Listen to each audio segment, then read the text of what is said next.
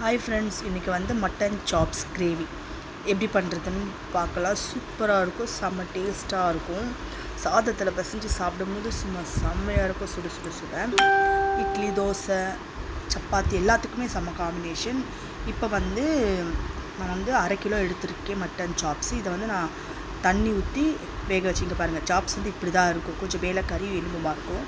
நான் வந்து வெங்காயம், உப்பு, இஞ்சி பூண்டு பேஸ்ட்டு இது மட்டும்தான் போட்டு நான் குக்கர்லலாம் வேக வைக்கல. ஏன்னா இது நான் சென்னையில் செஞ்சுக்கிட்டு இருக்கிறதுனால, அம்மா வீட்டுக்கு போயிருந்தேன் இல்லையா, அப்போ அங்கே செய்கிறதுனால சீக்கிரமாக வெந்துடும். ஸோ குக்கர் தேவையில்லை. இது வெந்ததுக்கப்புறமா அந்த சூப்பு தண்ணியெலாம் எடுத்ததுக்கப்புறம் நம்ம வீட்டில் எல்லாமே கலந்து அரைச்ச மிளகாத்தூள் இருக்குது, மிளகா, தனியா எல்லாமே. ஸோ அந்த பொடியை வந்து நான் போட்டு பிசைஞ்சு வச்சாச்சு. இதுதான் தூள். நாங்கள் வந்து தனித்தனியெல்லாம் அரைக்க மாட்டாங்க அம்மா வீட்டில். எல்லாமே மஞ்சள், மிளகு, சீரகம் எல்லாம் சேர்த்து தான் அரைச்சி வச்சுக்குவாங்க. இந்த ஸ்பூன் தான் எல்லாமே, எல்லா குழம்புக்குமே இது ஒரு பொடி தான் யூஸ் பண்ணுவாங்க.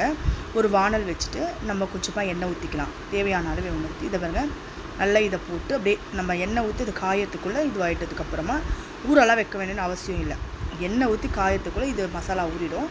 ஸோ இப்போ கொஞ்சம் நல்லா அப்படியே அந்த எண்ணெயிலேயே பொரிச்சு எடுத்துக்கலாம். இப்படி கிண்டி விடுங்க.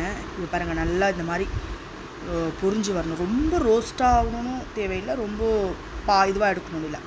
இந்த கொஞ்சம் ப்ரௌனாக வந்தால் போதும்.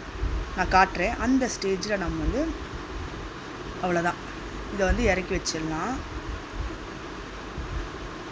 இப்போ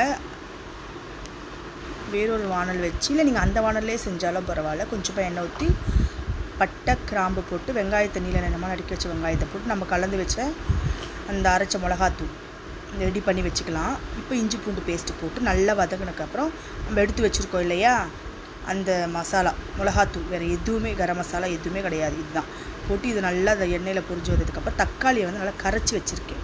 ஒரு 3 தக்காளி கிட்ட கரைச்சி வச்சுருக்கோம். அந்த தக்காளியை ஊற்றி நல்லா இந்த மாதிரி கிரேவி ஆனது பிறகு நம்ம சூப்பு தண்ணியிலேருந்து கொஞ்சமாக, ரொம்ப ஊற்றக்கூடாது, கொஞ்சமாக ஊற்றி கொஞ்சம் நல்லா கொதிக்க விடுங்க. உப்பு தேவையான அளவுக்கு இந்த நேரத்தில் போடுங்க. ஏற்கனவே நம்ம வந்து மட்டனில் உப்பு சேர்த்து தான் வேக வச்சுருக்கோம். ஸோ அதனால் பார்த்து உப்பு சேர்த்துக்கிட்டதுக்கப்புறமா நல்லா கொத்தமல்லியை மேலே தூவி மிளகுத்தூளை கடைசியாக இந்த எண்ணெய் பிரிஞ்சு வந்ததுக்கப்புறம் போட்டு மூடி எடுத்து சாதத்தில் போட்டு சாப்பிட்டீங்கன்னா சும்மா சூப்பராக இருக்கும். பாருங்கள், இதே மாதிரி நீங்கள் செஞ்சு பார்த்துட்டு எப்படி இருக்குன்னு எனக்கு கமெண்ட் பண்ணுங்கள், ஷேர் பண்ணுங்கள், லைக் பண்ணுங்கள். மறக்காமல் நம்ம சேனலை சப்ஸ்கிரைப் பண்ணுங்கள் ஃப்ரெண்ட்ஸ். பாய்.